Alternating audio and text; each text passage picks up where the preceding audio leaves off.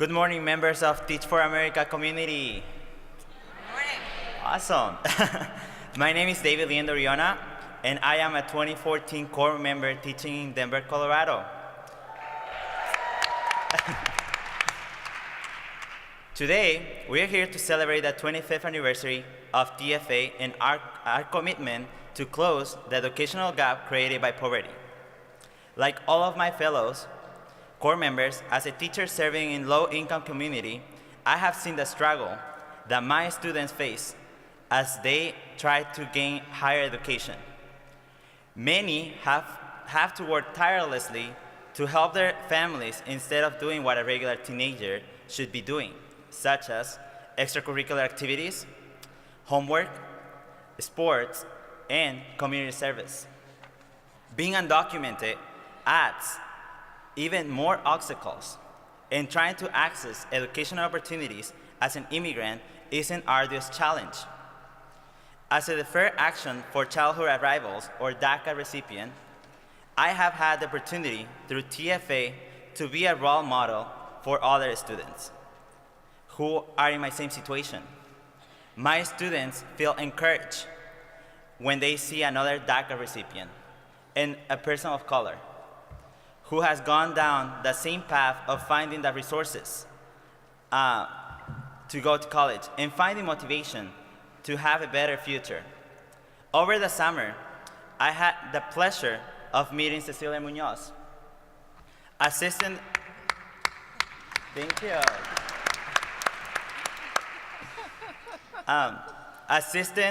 to the president and the director of Domestic Policy Council. Before joining the Obama administration, she served as a senior vice president for the National Council of La Raza, the nation's largest Latino civil rights organization addressing issues such as education, health, poverty, and immigration. Her particular area of expertise is immigration policy, which she covered at NCLR for 20 years. Ms. Munoz has also served on the board of the Center on Community Change, the Open Society Institute, and the Atlantic Philanthropies, and the National Immigration Forum. It is my pleasure to introduce Ms. Cecilia Munoz.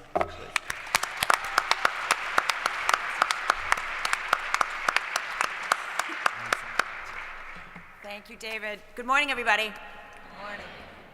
So what David failed to mention in his very nice introduction is that the reason that we met last summer at the White House is that he was being honored as a champion of change. He's somebody that we're very proud of, and I will say when he told his story, both to the audience and to my colleagues at the White House, there was not a dry eye in the House. We're really proud of you and what you're doing in the same way that we take tremendous pride in this extraordinary network of people. It is amazing to see all of you here gathered, and it gives me such hope for what we can do. So some more love to David, please, and to all of you.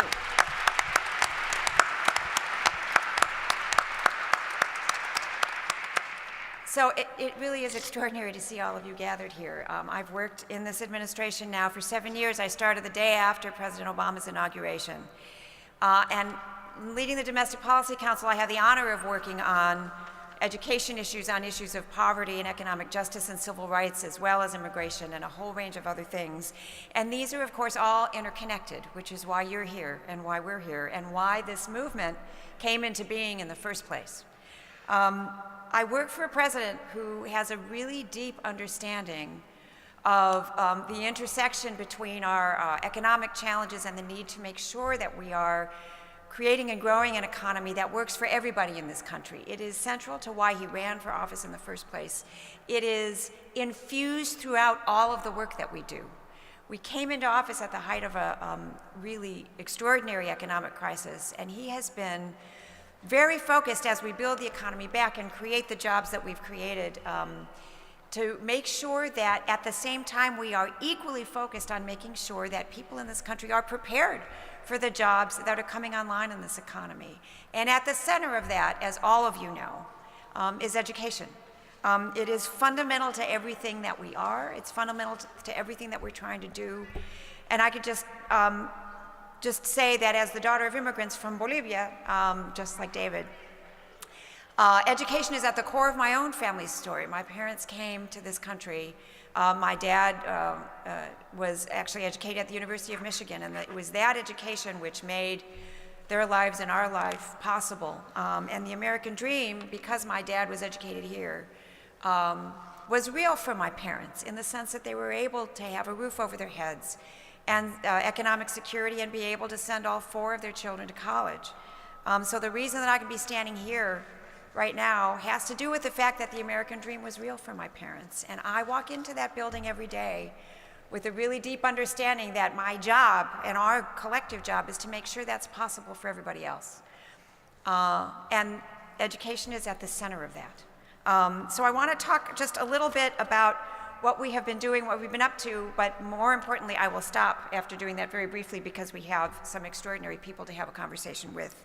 But I want to tell you a little bit of a story of both what it's like to work where I work and how that influences the work that we do.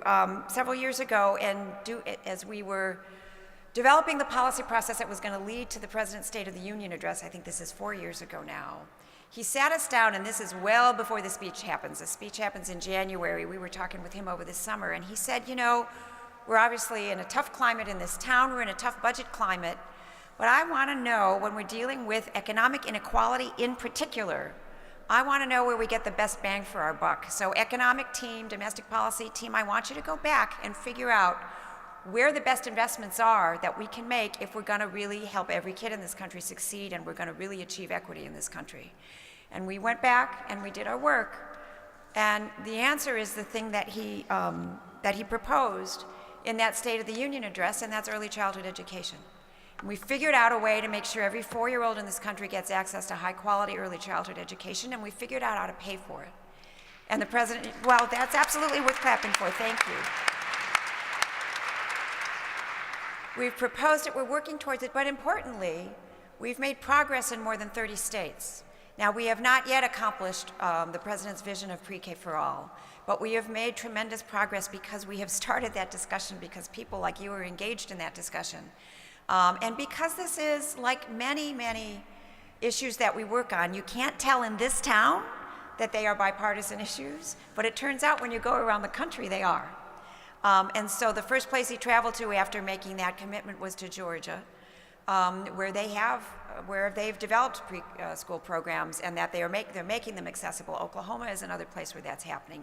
These are not red state or blue state issues. These are issues that are central to our economic security, and they are central to our capacity to make the promise of this country, this notion that no matter who you are, you can be successful, a reality for every community, every constituency, in every corner of the country. That is the thing that we are trying to achieve. So we have focused on pre-K. We've actually focused on what happens before pre-K. We have investments in childcare, investments in a really important nurse home visiting program for children in their very earliest years, and then a huge set of investments and, frankly, accomplishments in the K through 12 system, which are yielding results. And this is this is obviously an area of hot debate, as it should be, and we're going to have some debate and discussion that I'm really looking forward to.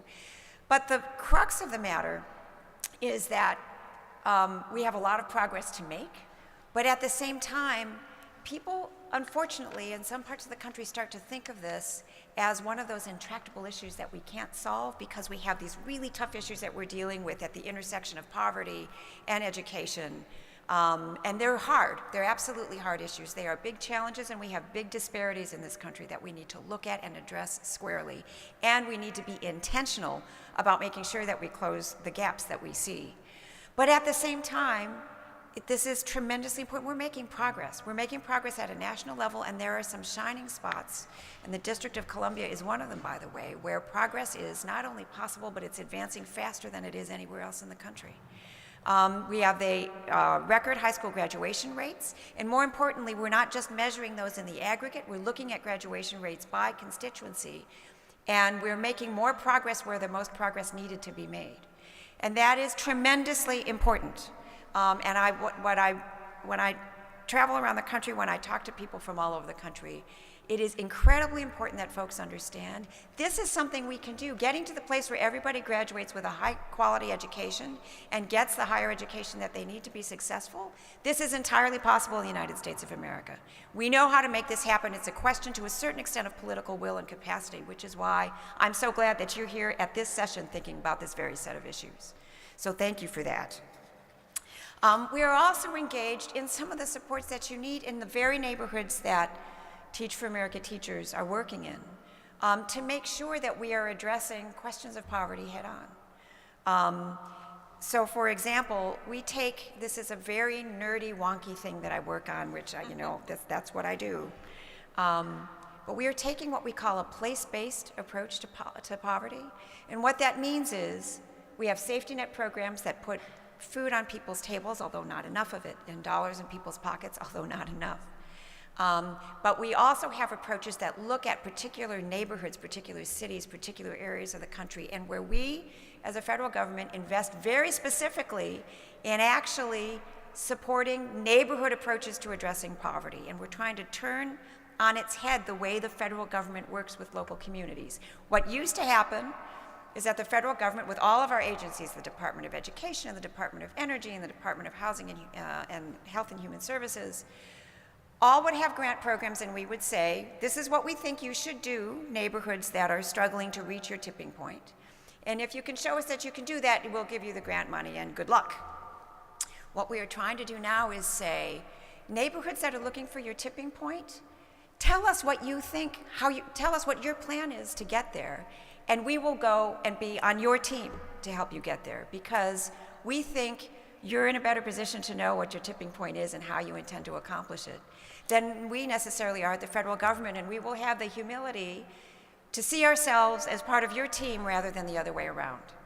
And that approach, we're beginning to see some real results. We've been at it for several years, and I'm going to tell a story in particular of San Antonio, where the approach was so successful and the leader of the approach was so terrific that we kind of borrowed him to be our Secretary of Housing and Urban Development. And what's happening is that in San Antonio, which was designated a promise zone in this administration, we are layering, and the local government is layering, what happens in the educational system and the pre-K system and the job training system and their housing system and in their efforts to deal with crime. All of those things are being fused into one approach for the East Side, a neighborhood which is equally African American and Latino and poor.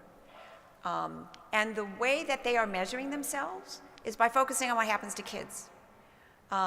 So that the housing people are being measured by what happens to kids in the same way that the education people and the early childhood education people and the job training people are. They're measuring themselves by those standards. And the result is that more people are showing up at the high school. Attendance rates have gone way up, and so have graduation rates. And now we're looking at how many of those students are going on to college and being successful. Among the most important messages that we try to communicate is that these kinds of changes are hard. The things that you went into this program to tackle are really challenging. You know that better than anybody.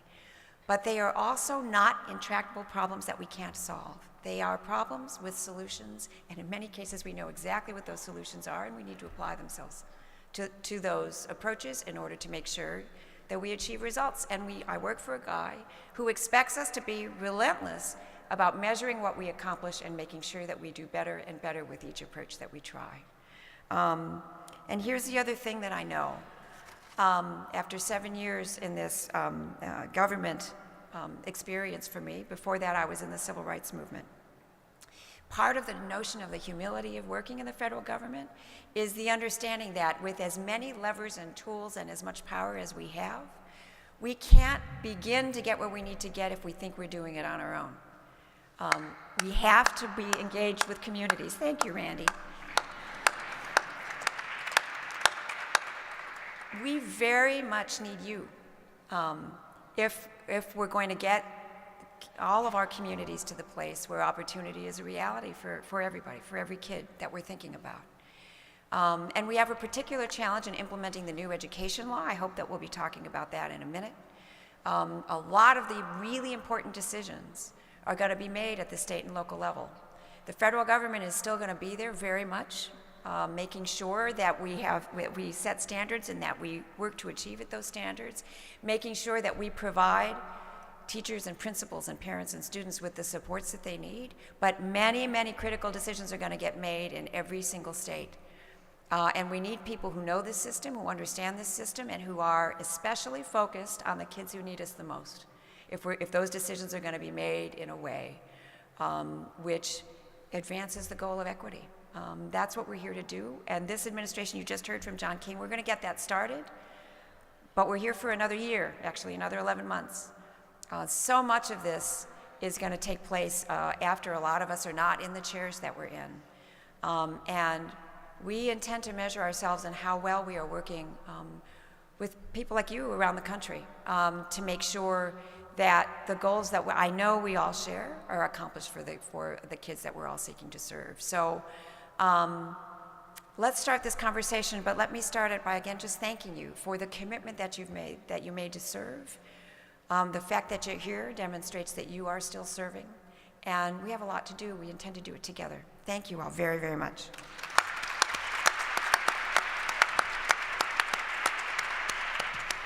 All right, so now on to the conversation. This is actually, I'm very excited about this because I'm surrounded by a couple of tremendous leaders. You may know Randy Weingarten from the American Federation of Teachers. I am an unabashed Randy fan. This is somebody whose leadership I very much respect. I think she would be the first to say that we don't agree on education policy 100% of the time. And I will say this also about Howard Fuller, our other member of the panel. We may not agree on education policy 100% of the time either.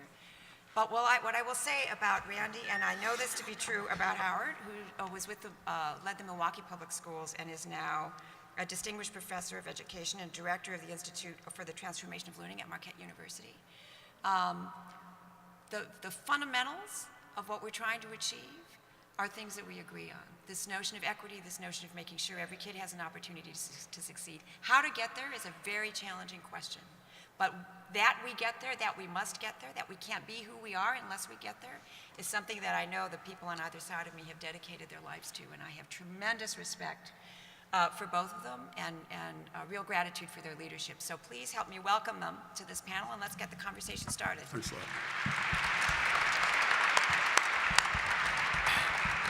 And Howard's wearing great high tops, which I am really jealous about. Well, actually, they're Chuck Taylor, low tops. But I'm just saying. But they're red. Yeah, they are red. Yeah, they are Randy red. and I were both a little jealous. So let's get this conversation started. So we're in this moment of extraordinary debate on education reform, and I'm going to start with Howard. How are we doing in the reform effort, in your view? You know what? I think that, first of all, I want to thank all of the young people out here and all of you all who are part of TFA and other organizations for the work that you do every day.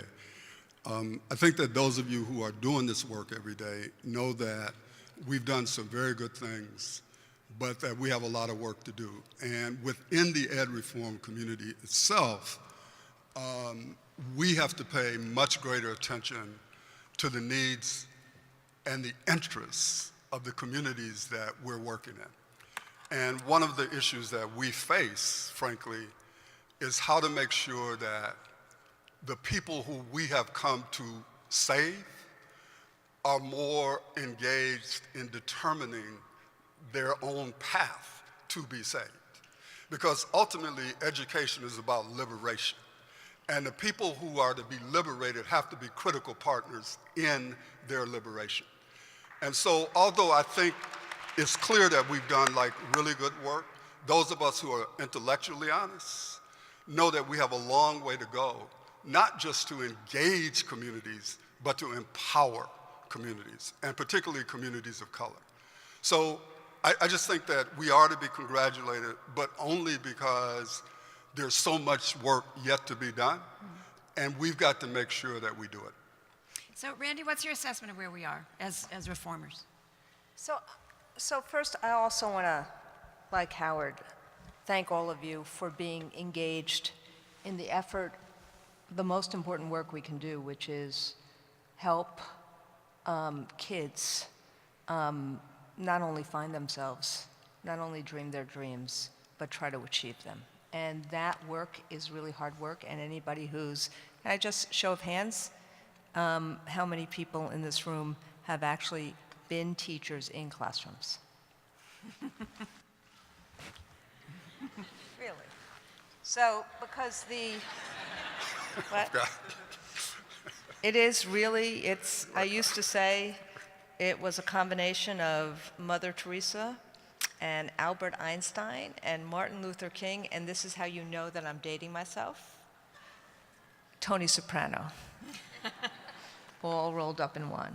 So I start where Howard started, because I think that people who go into our profession, whether they go into it through an alternative way, like many of you, and myself, I actually started as a recovering lawyer before I went into teaching, or people who go in a more traditional route, there needs to be not just the humility about it, but we need to actually spend more time nurturing and thanking people for doing this complex work. So despite the fact that I may have some disagreements, I loved in the article today that Lindsay Layton did, where there's an issue about Gary Rubenstein talking. By the way, Gary is a fantastic guy. He criticizes me all the time. He is just a great TFA alum, and I love that he is here. But even if there are differences between and amongst us about the infrastructure of TFA, or the weather of TFA, the fact that you're all here and you're all so engaged is really, really important. So really, thank you. The second thing I wanted to say to answer Cecilia's question is, I think we're on a pretty big journey, and I think it's been a real up and down in the last few years. And I say that knowing full well, or feeling full well, that public education as an institution needs to be preserved and fought for. But the issue, and I find the debate sometimes about whether public education a frightening debate. Because at the end of the day, any democracy needs to have a commitment to all its children, and the way it does that is through the public good, not a consumer good, but the public good of public education. So having said that, we have to actually look critically about, none of us are going to be satisfied until there is 100% proficiency. I don't know what that word really means, but none of us are going to be satisfied until we know that every single child in our grasp actually has a pathway to achieve. And I think that what we've seen in 50 some odd years of federal intervention is two different types of intervention. The first was LBJ, who was a classroom teacher for a year in Texas, basically seeing what poverty did and pushing very hard, not only on the war of poverty, but on things that dealt with it, like ESEA. And you saw this tremendous trajectory in terms of closing some of the achievement gaps between kids of color and white kids in the first 20 some odd years of ESEA. But it wasn't enough. And so the second piece, in terms of No Child Left Behind, basically was supposed to be about focusing on data as a way of improving instruction. But it became about data being the instruction. And so now we are actually into a third phase, which is a really important phase. And that's something, when Cecilia said we don't always agree, we don't always agree, but we knew that you had to get to this third phase, because there was both, if we need to actually help in terms of equity, particularly right now, and I love what Cecilia said before about how do you attack concentrated poverty? Not just poverty, but intergenerational concentrated poverty, whether it is in McDowell County, West Virginia, or whether it is in Detroit or Milwaukee.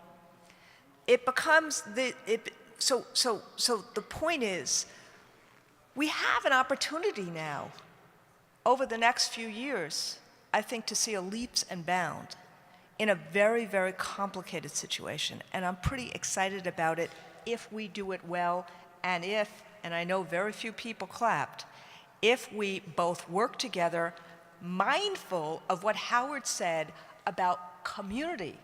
Not a governor, not a president, not a CEO, but community is the focus of our efforts. You know, could I say something? You know, I think it's all good, you know, to have this Rodney King thing about can we all just get along? But I really think that for a meeting like this, we should actually talk about what some of these differences are. I mean, because, you know, we get up here and say, well, we don't agree.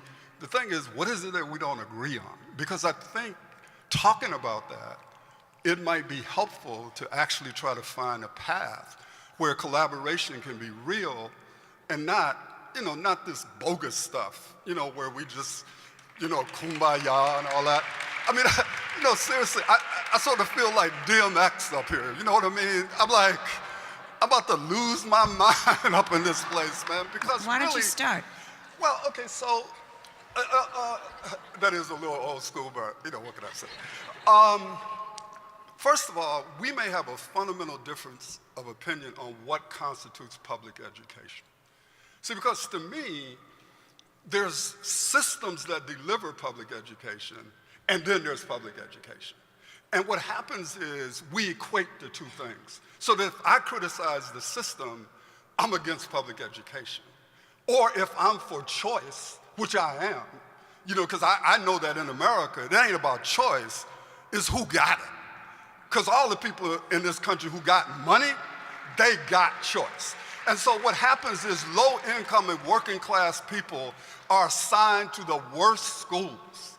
And people criticize them. And the people who are criticizing them have their kids in private schools. So what I'm saying is, if we're going to get down to how we're going to attack these problems, we need to be clear on what is it that we agree on, what is it that we disagree on, and what then are really the pathways to authentic and honest collaboration. Can you say more about what you think those pathways are? Yeah, I mean, here's a couple of things. Number one, we should all agree that it is crucial that we have as many people of color as possible who are engaged not only in teaching, which is important, but also in control of some of the organizations that control the money and the distribution of the money and power.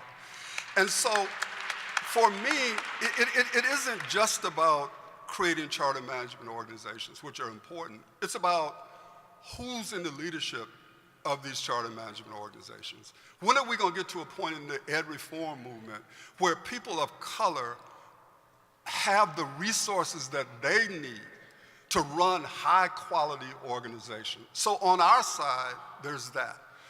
On the side that Randy and I would sometimes, you know, have issue with is when I was superintendent, my first meeting with the head of the union, this dude told me that his job was to protect teachers.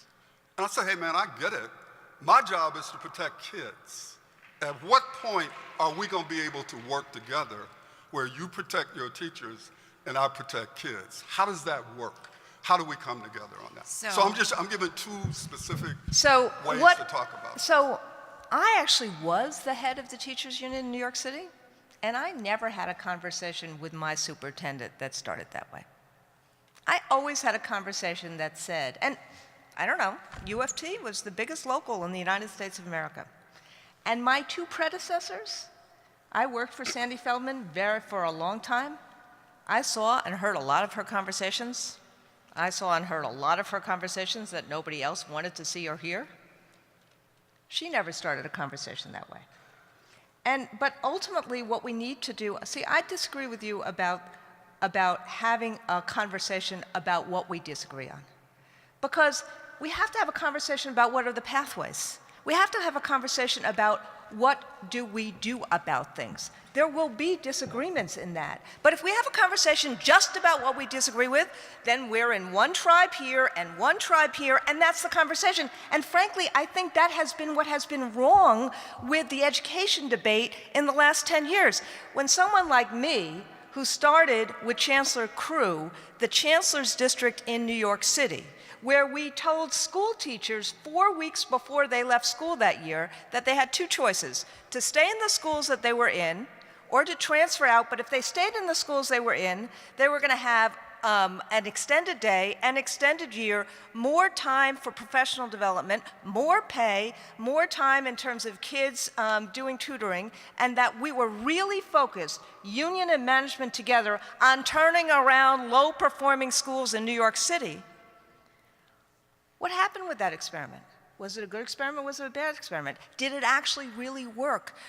What did we learn from it? What do we learn in terms of concentrated poverty? So we can have a conversation about vouchers, charters, choice, public education, but I think that the real issue now, the real opportunity is, how do we actually attack concentrated poverty? How do we engage kids? How do we get more kids not only to graduation, but to have the tools and conditions they need to seize opportunities? How do we create more diversity in terms of public education? I agree with Howard. How do we make sure that there are people, women and people of color, who are in charge of institutions around the country so that people see people who they look like and feel like? So we have.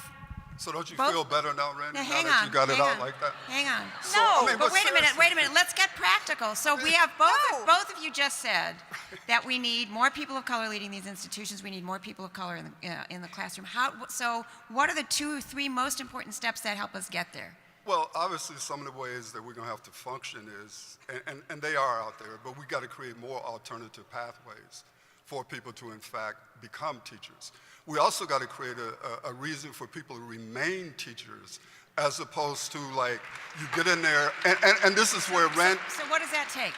well, it takes a couple things. Number one, it takes, in my opinion, paying teachers more money.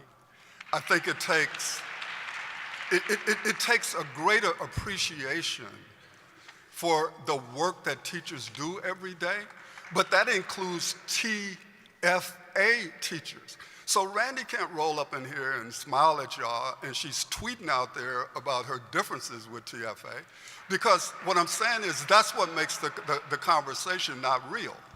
And so it isn't that we have to holler at each other when we discuss our differences. We just have to be clear on what they are.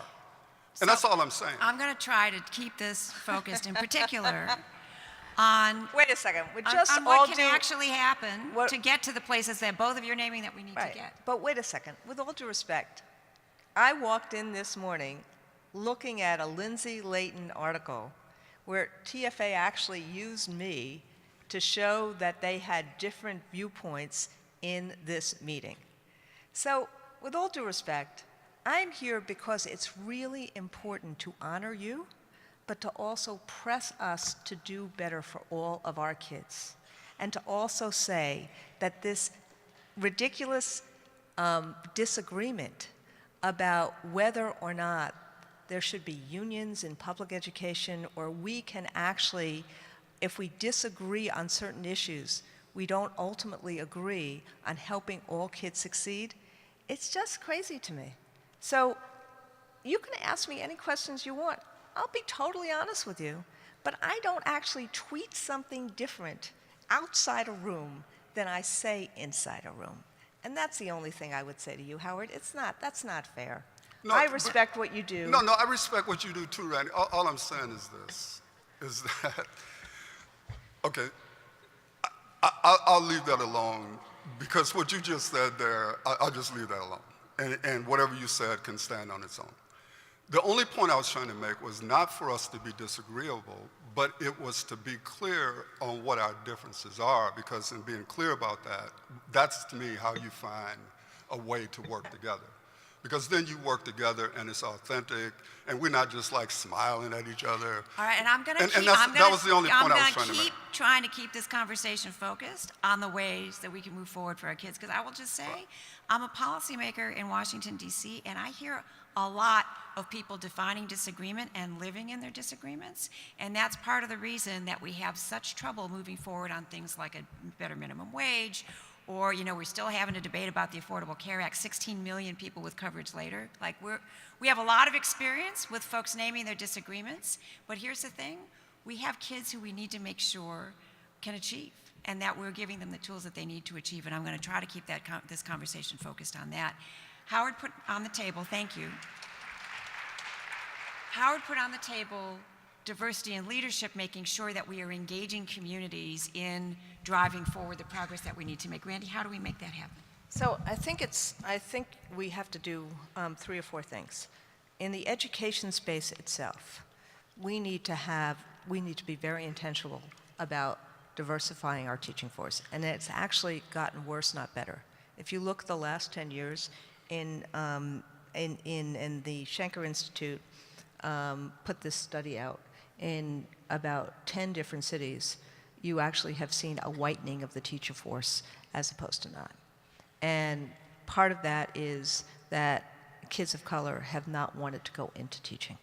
And there's a lot of reasons for it. I mean, you know the conversations that you've had with people about teachers and teaching being scapegoated, and the view that, we have to do it all, and on and on and on. And so you're not just seeing it in terms of the ranks of TFA. There were fewer TFA applicants in the last few years. There were also fewer people who have gone or who have opted to go to teacher colleges. Part of it is pay, part of it is the way in which people are treated. So how do you change that? Number one, I do think we have to actually grow our own. I think one of the things we do is we should have career ladders in terms of from people who are assistant teachers, who are bus drivers, who are childcare workers, and create within communities ladders into teaching, and also create ladders into administration. Frankly, I'd rather see more and more and more teacher leaders, where teachers believe that they don't have to, that the only way to be promoted is to be out of classrooms. I think it's, and in the last, about 2 hours ago, we were with a group of teacher leaders from across the country that NEA, AFT, and the chiefs brought together. It was incredibly inspiring to listen to how they want to do it. So, big plan, have career ladders in terms of bringing people in from the community. Second, we need to spend much more time creating incentives so that people don't feel like they are totally burdened with debt when they leave whatever institution they are in to become a teacher. And so that's part of the national conversation now for all college kids, but I think it's important for this. Third, we have to actually do things to make this a more attractive profession. And it's not just to recruit. Most importantly, I think, is to support and retain. And it's not only a matter of economic sense, it's a matter of professional sense, it's a matter of educational sense. If what you're losing, and whether you look at NCTAF, or which is the National Commission on Teaching and blah, blah, blah, blah, blah, or whether you look at Linda Darling-Hammond's work, you see that we're losing between $2 and $7 billion a year in terms of the churn that happens. Because when most of us, we're better at this craft our second and third and fourth year than we are our first year. And so when you lose as many people as we lose, then we're losing a lot of money. We have to it's not just about pay, as important as that is, but we also have to figure out ways to make the conditions important so that people feel the autonomy. So. Thank you. Could I speak to that? Yes, but first I'm going to ask folks, so there are microphones in either aisle. I'm going to ask one more question of our panelists, and then the floor is going to be yours. So please, if you have a question, the microphones are right there. But yes, please. Yeah, and I think Randy and I would agree on this. We need to figure out how to talk to veteran black teachers. And what we have an ed reform movement that is disrespectful of veteran black teachers, disrespectful of the black community. And so if you read Michelle Foster's book, Black Teachers Talk About Teaching, and she divided them up into 3 groups, elders, veterans, and novices.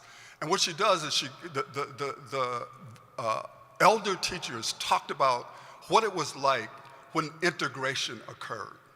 And what happened was a lot of black teachers lost their jobs because they shut down black schools. Black teachers were devalued because they weren't thought to be capable of teaching white students. And so you had this whole series of things that happened that eliminated a large number of black teachers. What we have to have as an ed reform movement is we have to be self-critical on how we have approached communities of color and what has happened to black teachers as a result. So we can't sit here, for example, and not realize that when all of those teachers got fired, the 4,300 of them who got fired in New Orleans, along with all of the other black staff, that had a huge impact. If we go into a place like Newark or Camden or Chicago, wherever it is we go, and we have a strategy that ends up shutting down black schools, that ends up firing black teachers, we can't then sit up here as an ed reform community and congratulate ourselves on progress. And what I'm saying is, we gotta figure out a way to have a message for those teachers that value those teachers. Because it is great to see all of the young people come in, but I tell young people all the time, man, like people actually did some stuff before y'all arrived. And all of y'all run around calling each other awesome. Hell, all of y'all ain't awesome. Some of y'all are just like regular people. And so like, no, seriously. So a part of the strategy is gonna have to be, how do we get regular people to have awesome results? And some of those regular people are people of color. Some of these tests that we're having people take have a disparate impact on teachers. So not only do we have to talk about how to get more people into the pipeline, we also have to talk about how do we retain people who have value. And what I believe is, and I learned this from starting a summer reading project in Milwaukee, there are veteran black teachers out there who, if the right messenger went to them with the right message, they would be willing to learn new things. But you can't tell people to learn new things by telling them that they don't know nothing, you don't bring nothing to the table, and your kids don't get good test scores. That is not going to be the way, in my opinion, to increase the number of people of color in the teaching force. And there's not going to be enough of young people coming in to deal with this problem over the long haul. So that's my So let me, as folks are lining up, let me ask each of you to answer one of the questions you just posed, Howard, which is name one or two things that we should be doing to make sure that regular folks achieve awesome results. Well, what I would love to see is, you know, I do think we need to create black teacher organizations that are led by black people. And I think there need to be deep conversations with those teachers on what it is that we can do to retain them as teachers. And it becomes an issue of pay, it becomes an issue of respect, but it also becomes an issue of just valuing what it is that people bring to the table and not treating them as if over all of these years, they've learned nothing. Because it's always interesting to me that many of the people who are criticizing some of these teachers got their degree because some teacher taught them. And now they're being criticized for not having capacity. So that is one thing. I think we can create organizations led by black people who will support black teachers so that they can be a force of power for black children. Randy? So I agree with Howard that black experienced teachers feel totally, completely undervalued in the systems right now. And you see that in terms of what happened a few years ago in DC, where the disproportionate number of layoffs were basically black middle-class women. And you saw that in New Orleans as well. And I think that there is an issue in terms of how we all talk to each other. And frankly, as someone who grew up gay and very closeted about it and very careful about how I came out, whether it's being black or whether it's being gay or whether it's being a female where there's no females, you know, in higher levels of leadership, or whether it's being Latino, or whether it's being DACA, whether it's being someone who's been humiliated or discriminated or bullied in lots of different ways. There needs to be an openness in terms of us being able to walk in each other's shoes. That's number one. Number two, though, I think it's I think there's a and it goes back to something Cecilia said earlier. What we've learned from the various different programs we've done all across America in the last 25 years is that what works is a multi-pronged focus on capacity building on student engagement, on resilience, on teamwork, and on the broader economic development. And so what we've tried to do, and some of you have seen our little card with our little smiley faces, but what we've tried to do is think about how you do 3 or 4 of those things at the same time. And so in terms of capacity building, we have to not just recruit, retain, but we have to have fair evaluation systems. And I think part of the new opportunity of ESSA is what is a fair evaluation system than that moored in test scores, but it's moored in what are the skills and knowledge you bring to the table. And if you can actually engage kids in a way that is brilliant and beautiful and awesome and wonderful, I don't care if you're 95 years old or if you're, 18 years old. Probably not 18, right? But you know what I'm saying. But we have to create capacity building. The residency programs have of people actually teaching under the tutelage of another teacher for a year. What we've seen is that, like internships and residencies in medicine, even though they're extraordinarily expensive, those teachers, we've seen data that show that those teachers really are prepared for the future and for their own classrooms and for dealing with all sorts of different kinds of kids and on and on and on. But so capacity building is huge. The second piece is engagement of kids. And I'm a big believer in project-based instruction in the performance consortium schools that I've seen in New York, in the high-quality CTE programs that I'm starting to see, where kids actually are getting jobs that pay more money than, starting teachers. And then I'm also a big believer in what we're doing in Reconnect McDowell in McDowell County, West Virginia, which is the 8th poorest county in America, which is you have to pair instructional strategies with social emotional wraparound service strategies, whether they're done by CBOs or by the school systems like you see in Austin, Baltimore, and Cincinnati. And then you have to do what Cecilia talked about in terms of whether it's a fight for integration, whether it's a focus on transportation. One of the big problems in Milwaukee is a lack of transportation system. I've heard workers talk about how they can't get to jobs because there's no transportation. Lack of transportation, lack of housing, and most importantly, lack of jobs. So we've become an economic development company in McDowell County, West Virginia, focusing on how to create jobs and how to have community services moored in schools. We've started as our union. We work with pension funds across the country, and we've created a $16 billion fund to use pension funds to reinvest in infrastructure and create jobs. We've become the largest growing ed tech sharing company by doing things like Share My Lesson, which has been out there in one of the booths out there to try to help teachers share with each other. That's my point is, have to focus. Engagement, social emotional issues, economic development, as well as our traditional space of capacity building. Thank you. So, your turn, starting here. Hi, my name is Rashawn Austin. I live in Memphis, Tennessee. I'm a Teach for America Corps member from 1993 in South Louisiana.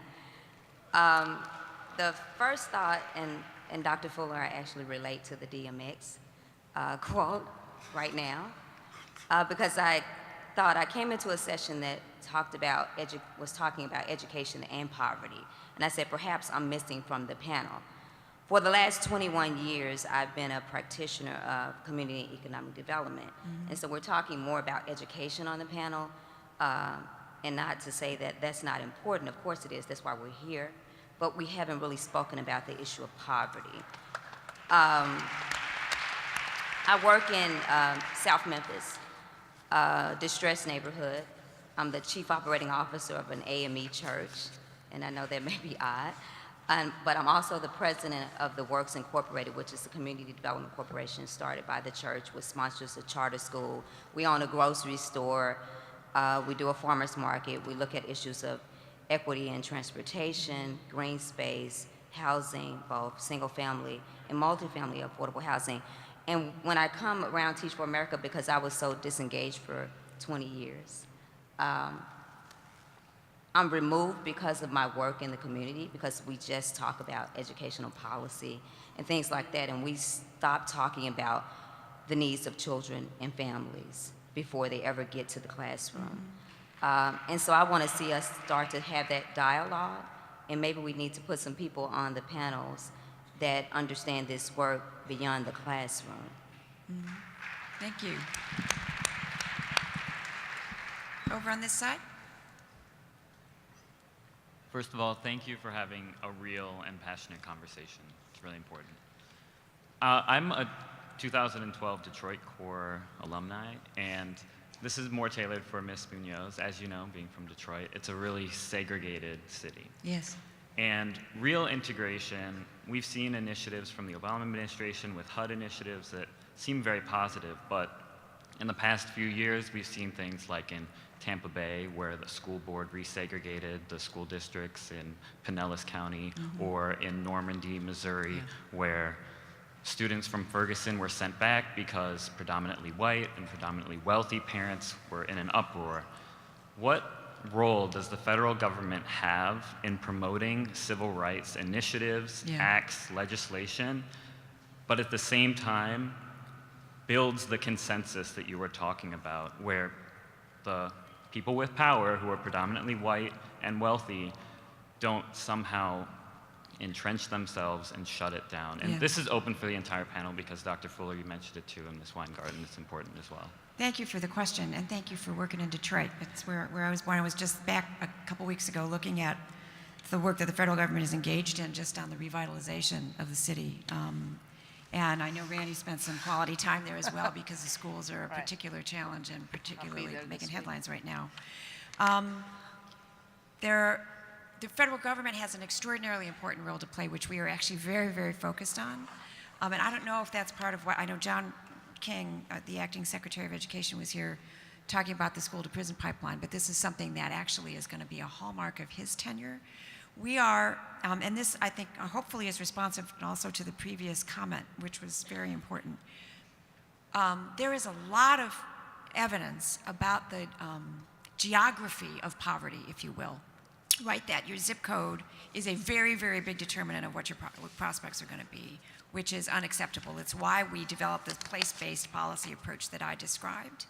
And we're trying to engage all across the federal architecture to make sure that that everybody is focused on that. In other words, that we know, for example, in housing policy, if you help folks move out of high poverty neighborhoods, that just the data just shows that those kids are more likely to be successful overall as measured by like their incomes later in life. At the same time, you cannot as a policy matter count on moving everybody out of poverty. You have to be investing in those neighborhoods so that they are not high poverty neighborhoods anymore, which is why you have to link, as the previous speaker mentioned, what's happening in transportation. You have to know what's happening with respect to patterns of segregation. You can't, it is really important to look at what goes on in the classroom, and it is equally important to make sure that policymakers are focused on whether or not the neighborhood on the east side of San Antonio that I mentioned is as focused on how housing relates to what goes on in the classroom and how transportation relates to the factors that contribute to the conditions of those families. And as policymakers, you have to do all of it at the same time. You don't have the luxury of just focusing on one. And the good news is that we're demonstrating that this is possible, and it is yielding results for people. And so you really do have to do all of it. And when I speak to, there are a lot of young people who come through the White House as interns and who come and start their careers. And they're looking for, what their trajectory should be. And the key to me is finding the place on that continuum where you belong, whether it's in the classroom or focusing on transportation policy or looking at patterns of segregation and trying to undo them with respect to housing. We have to be doing all of it. So could I speak to something that you said? And I appreciate the criticism about the panel, and I may have taken us off on that. So let me just say a couple things. To me, what this discussion in part was supposed to be about was fighting back against those people who say, because kids are poor, they cannot learn, and those people, on the other hand, who say that unless you eliminate poverty, schools, there's nothing we can do. that schools can have no impact on the one hand, and then the group of people who say that poverty don't matter. So for example, those of you who are in no excuses schools, and you say that kids slept in a car last night, it don't matter, that's a stupid ass statement. The reality of it is that if kids slept in a car the night before, it does matter. Now, what we have to do though is not use that as an excuse not to educate them. So what our job is, it is to be real about the impact of what happens to kids before they ever get to us. But then we have to be courageous about educating them once they do get to us. So when you start talking about what we're going to do to eliminate poverty, people for years have told me, Howard, you're always talking about throwing money at the problem. That's not how you eliminate poverty. Well, actually, it is. The way you actually eliminate poverty is to give people some money. That's sort of how it works, right? So seriously, I'm being very serious, because to me, the work that we do in schools, and you know, and Kyle is like a teacher in the school. I chair the board of a charter school, right? It's all black poor kids who come to us every single day. And the reality of it is, and I get like texts from them and direct tweets at 12:30 and 1 o'clock in the morning, like y'all all do, about what it is that's going on in their families, what just happened, and all of this, right? The reality of it is that education is really like a rescue mission. It's like an individual rescue mission. We're rescuing individual kids. And what we hope it's going to do is to have a kind of a rippling effect on their going on to college. And don't get me started on people telling people not to go to college, all of whom went to college. But in any way, so that when you go in there every day and you're educating kids, what you hope you're going to do is that their lives are going to be better, their families' lives are going to be better, their communities are going to be better. But we know you got to do more than that. So for me, people will ask me, when you talk about poverty and education, is education policy more important than economic policy? I say economic policy, because I say that if you change the minimum wage in some of the communities, if you provide jobs in some of the communities, that is going to have a huge impact on our capacity to educate kids. But after saying that, sister, we can't let people say because the kids are poor, they cannot be educated. Right. And to me, that is sort of the intersection that I thought this particular panel was about. Thank you. Yes. So, Yeah, Randy, and then please. because I think the first speaker who was part of also the AME Church, I think we also have to, we didn't raise this. Faith becomes very, very important, particularly in lots of communities. And engaging faith leaders and engaging churches and mosques and synagogues become absolutely vital in terms of a highway to community. So I just wanted to lift her work up and say thank you to that. I mean, I think we're all kind of very much on the same wavelength about the issue about economics. And the one little factoid I'm going to just throw out at you, which probably none of you would even think about it this way, is that 1/3 of the income inequality gap right now is due to the reduction and the diminution of unions. And in fact, what CAP has found out, Center of American Progress, that areas with higher union membership have more economic mobility for children, and that children who grow up in union households have better outcomes. And so when you see the pattern of deindustrialization and also the huge decrease in terms of union membership and union contracts, you have started to see in cities across the country, from Milwaukee to Baltimore to Detroit, the kind of hollowing out of neighborhoods and the hollowing out of jobs. And that's what we're all trying to attack. How do you create enough good jobs with steady schedules so moms and dads know when they're going to be able to be home? How do you do that so that people are not on a hamster wheel all the time? Yes. Hi, Jonte Morris, Metro Atlanta 08.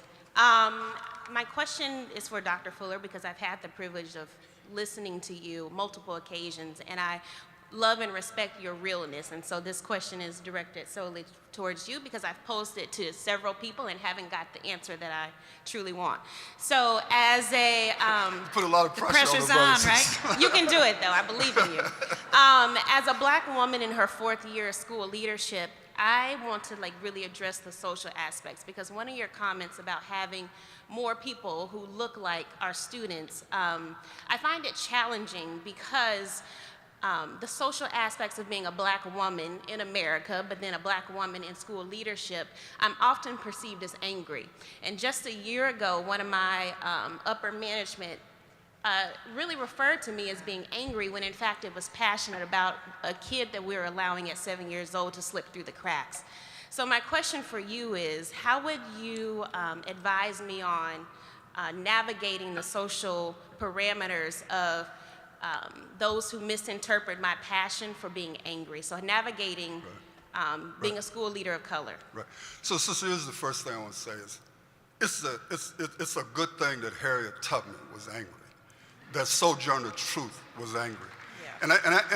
And I have a friend in this room who would make the argument that black women are for grown-ups.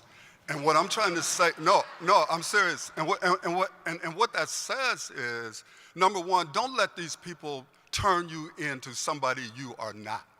And so if you ain't angry in today's world, there's something wrong with you.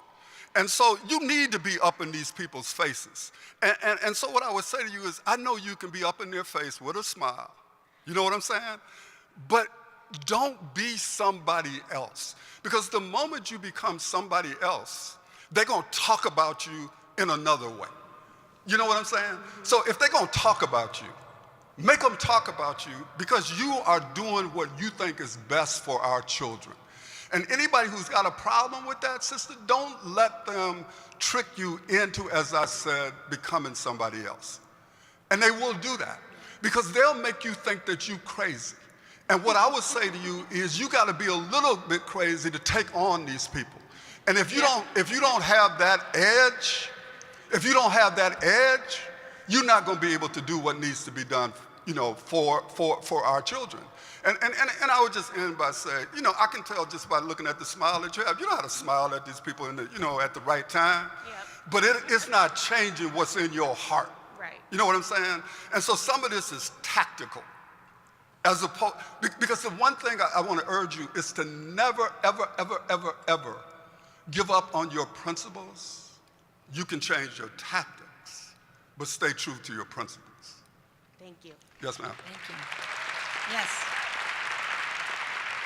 Thank you all for this great conversation. My name is David Silver. I'm another Detroit 2012 core member.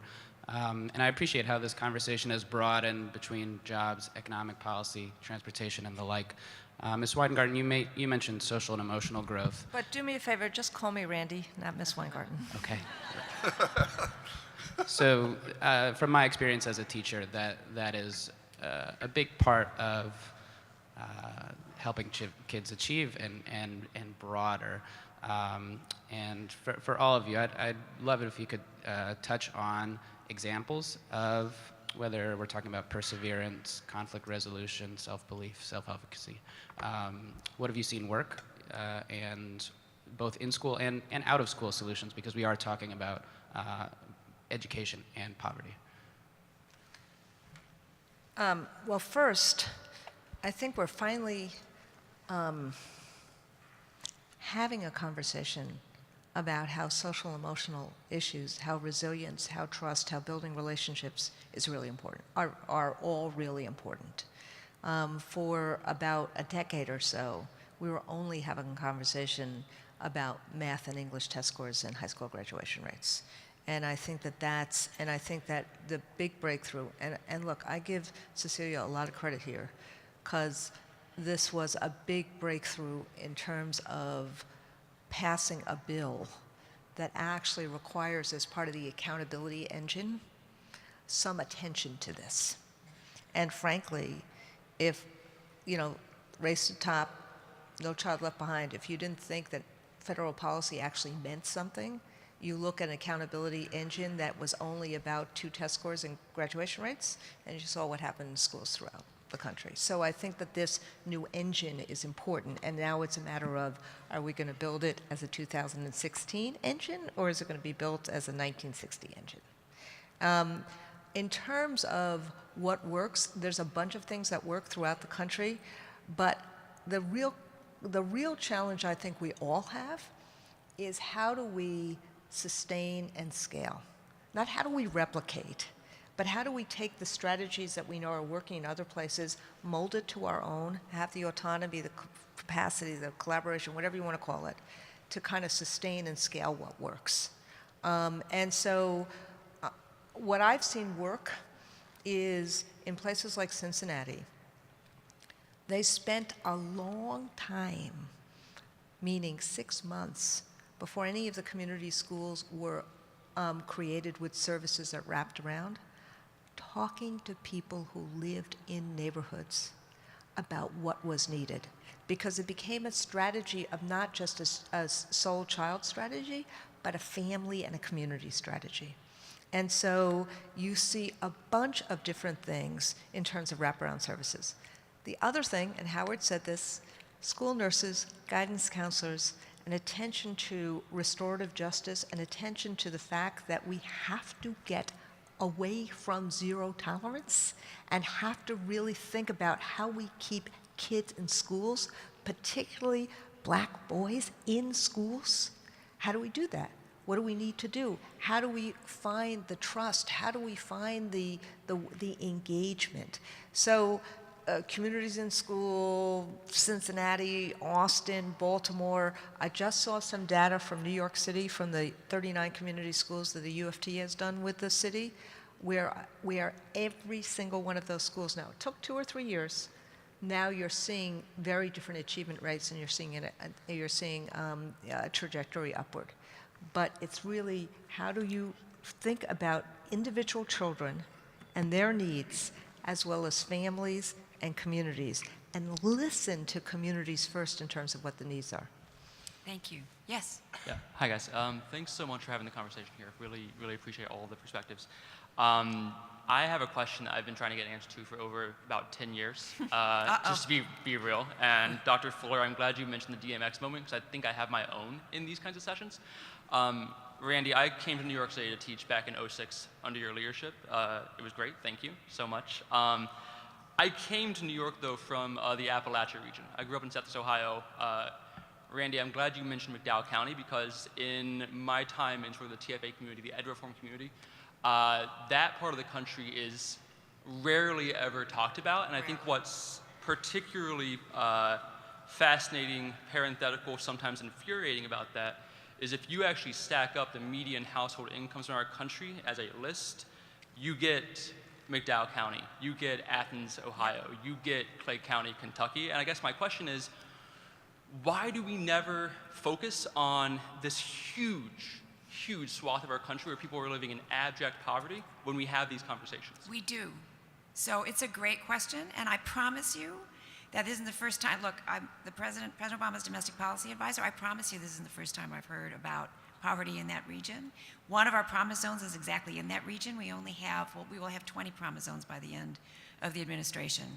In particular, I mean, there's all kinds of issues related to local economies that have been dominated by coal, and that industry is changing. And I promise you that is something that when I talk about the administration's approach to poverty and making sure that we are layering what we're talking about with respect to housing and education and transportation and all of those things, we are looking as much at rural America as we are looking at cities. And Native American tribal communities, by the way, also, which are also designated as promise zones. Look, it is incredibly important to be deliberate and to follow what the data shows us where the need is. And this is, I talked a little bit about like the necessity for humility on the part of government, and you've heard a lot from all three of us about how important it is to actually listen to what's happening in communities if you're going to actually be part of helping them drive towards solutions. It's tremendously important in government. You have to be deliberate, and we have to accept that we don't necessarily know what the answers are. You have to be in communities to actually get to those answers. But sorry, keep going. I just couldn't resist. No, I'd love to hear, I mean, Randy, it sounds like you're doing some work in McDowell as well. I'd love to hear you speak to why, at least in the educational reform community especially, why this is not, that area is not talked about nearly enough. It's not as sexy. I mean, and I give a lot of props to, and look, a lot of you know, I tweet it all out when I don't agree with either Acting Secretary King or if I didn't agree with Secretary Duncan, people knew. But the administration understands the rural poverty issues. I think the bigger issue, and excuse me, I may sound like a socialist here, I don't mean to, is we don't in America have the kind of industrial policies that places like Germany and other places have. And when I say an industrial policy, you take Appalachia, where coal was king. And I don't know which county you come from, but a New Yorker spending a lot of time in McDowell County, West Virginia. I've seen the pictures from the 1950s when Welsh just was teeming with people because of coal. This administration would spend a lot of time, if it had the resources, doing what, frankly, Hillary Clinton is now proposing in terms of coal is dying as an industry. What do we do to help the people who spent their years as coal miners or their families? What avenues do we give them for something else? That is something that Germany does. That is something that this administration would like to do. That is something that the Congress doesn't let them do. So in Detroit, we're seeing it now because there are some sprouts that are coming up, and we're seeing a renaissance of that city, and we have to make sure that schools don't have black mold in them, or that a technology school, sorry for my passion, does not, a technology school without internet, when there is an E-rate program where you can get internet. But because no money has been spent in the Detroit schools, it's gone into a bunch of other things, you don't have that. I think it's because people don't see rural America.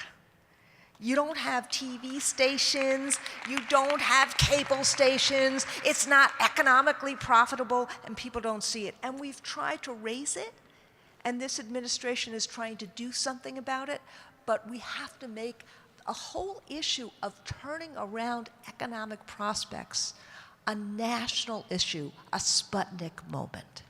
Thank you. Thanks a lot. Yes.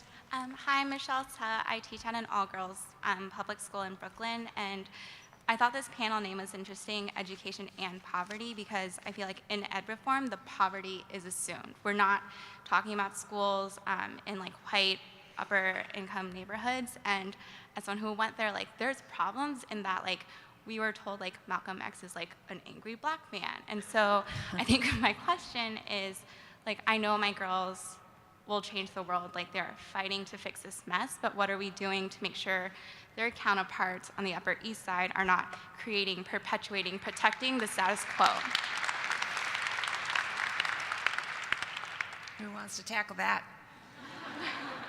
I didn't understand that. I'm sorry, what were you asking? So I agree, like the problem is not with these low income communities of color, it is created by this like majority institution dominant society.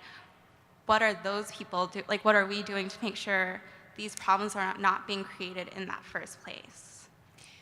Look, it's a great question. I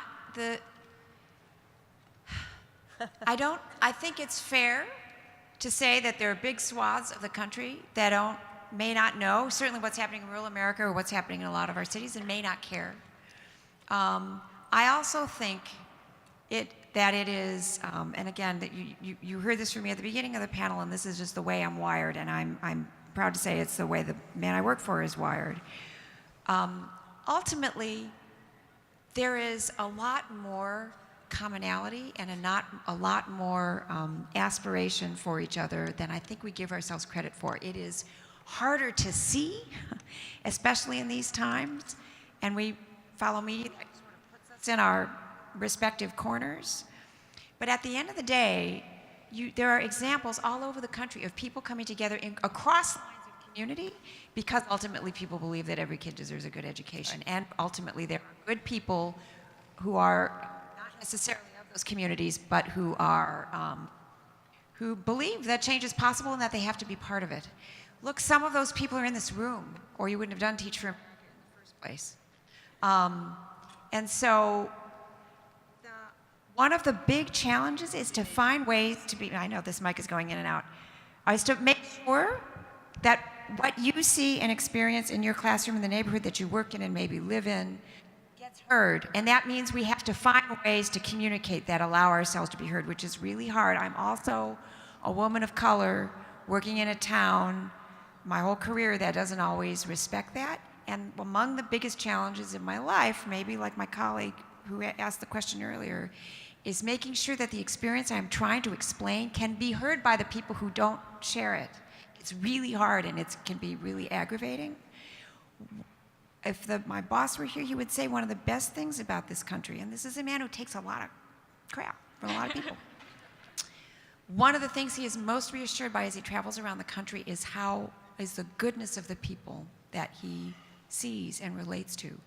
There's a lot of ugly out there, but we have tremendous capacity to make change, and it's important it's important to me to live in that space, because that's where I get the capacity to explain what often needs explaining to people who sometimes have a hard time hearing. Does that help? Yes, thank you. Thank you. Yes. Hi, I'm Emily Martin, Eastern North Carolina 2004 Corps member.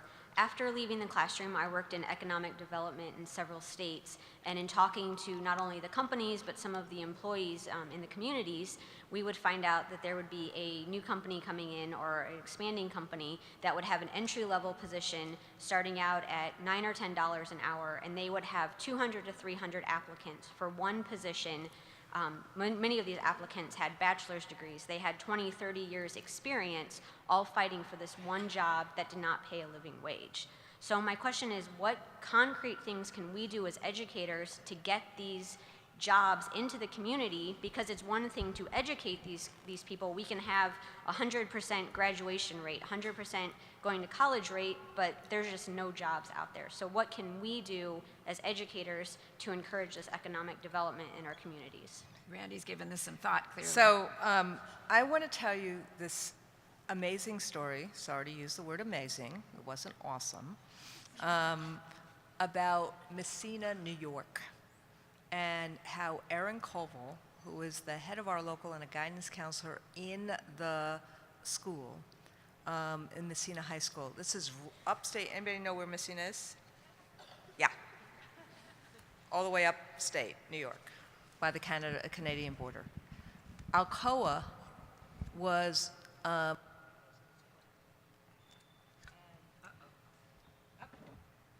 the educators. Do I need to use my teacher voice? Right? Alcoa was closing its plant. Plants have all closed because part of this is also the effects of deindustrialization. I don't talk about it as globalization. It's deindustrialization of the country from the 50s to the 80s. Alcoa's closing its plant. It's the last big employer there. Educators worked with the steelworkers, worked with Governor Cuomo and Senator Schumer. We did a bunch of capital strategies as well to get Alcoa's attention, and Alcoa stayed in the area. He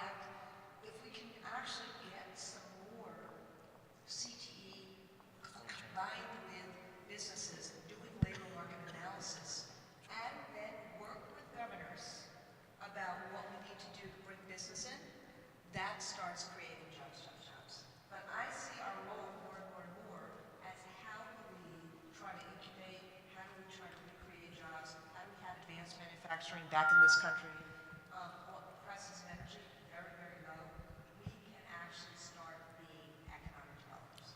Thank you. We got time for one more. No. I'm sorry.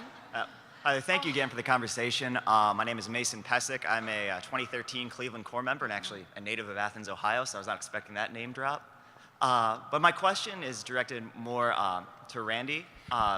While I was teaching, I taught at a charter school in Cleveland that was non-unionized, and I don't know if I'd say the pleasure, but was able to go past an administrative meeting where it was literally written, students equal money.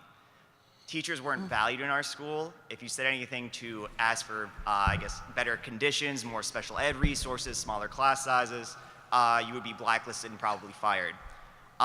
So we actually started to organize a union at our school and also get involved with the community members and politically mobilize to get our issues heard by the administration. And as soon as we were politically mobilized, they actually listened to us and started to make some changes in our school.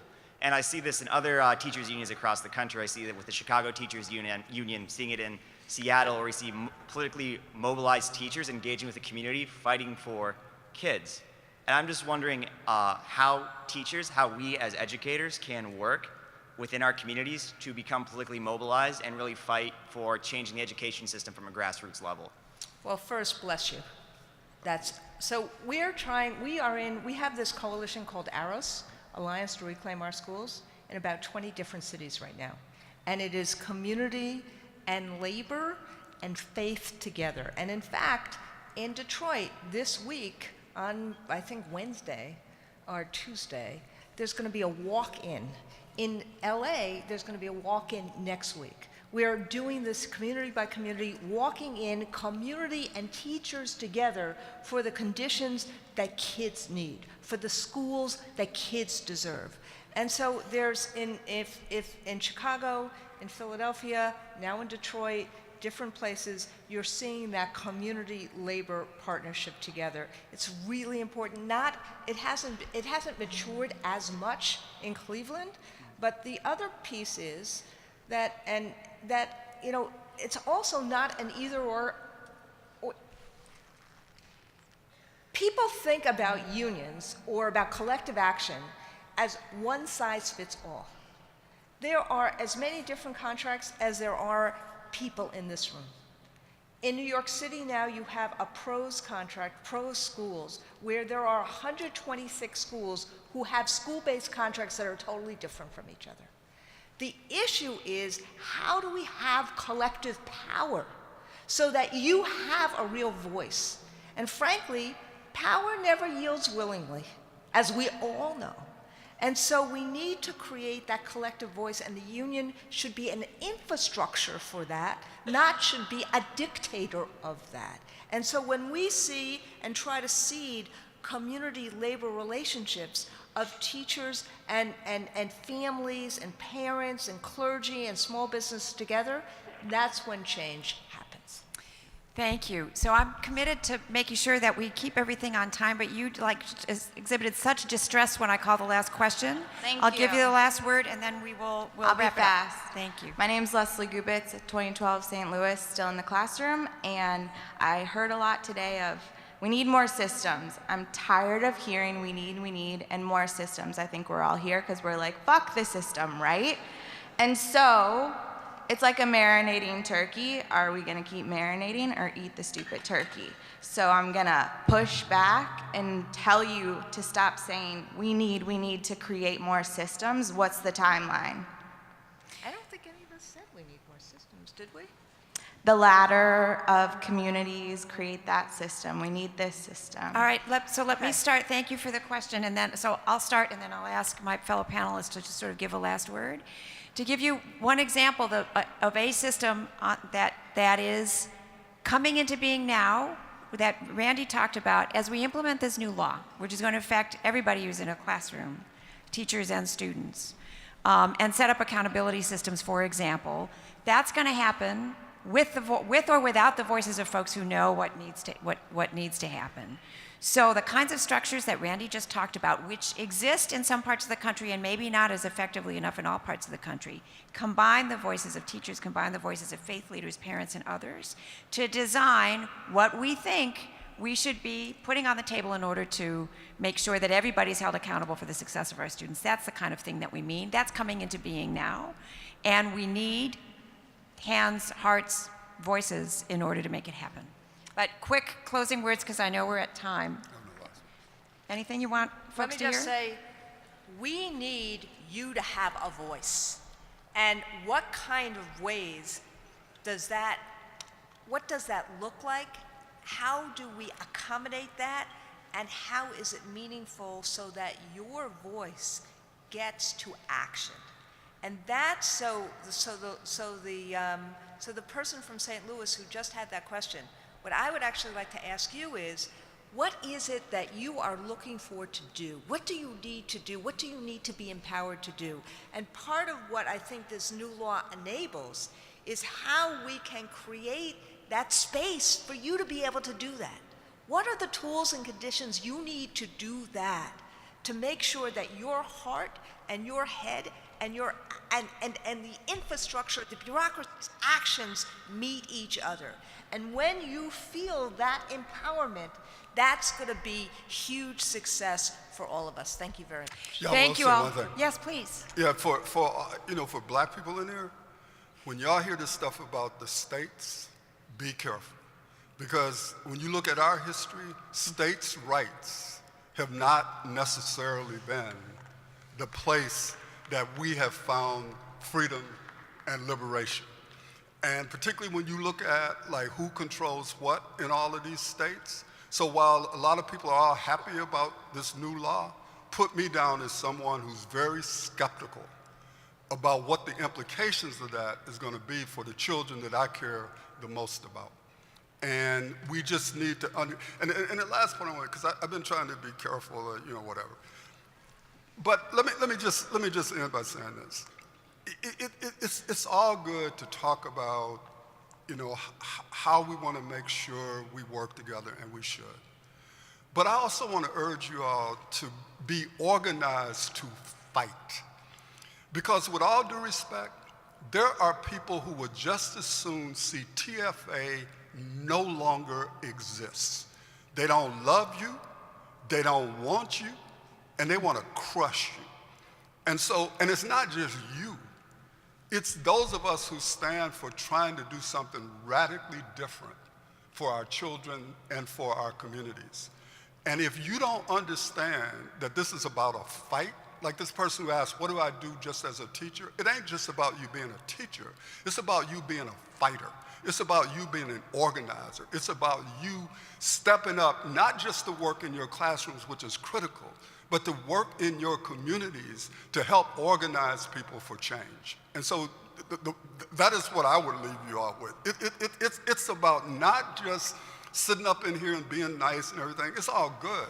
But y'all need to be mad. You need to go back to these communities and you need to organize to fight to make change in America, because people are suffering in this country and it's got to change. Thank you all very much. We appreciate it.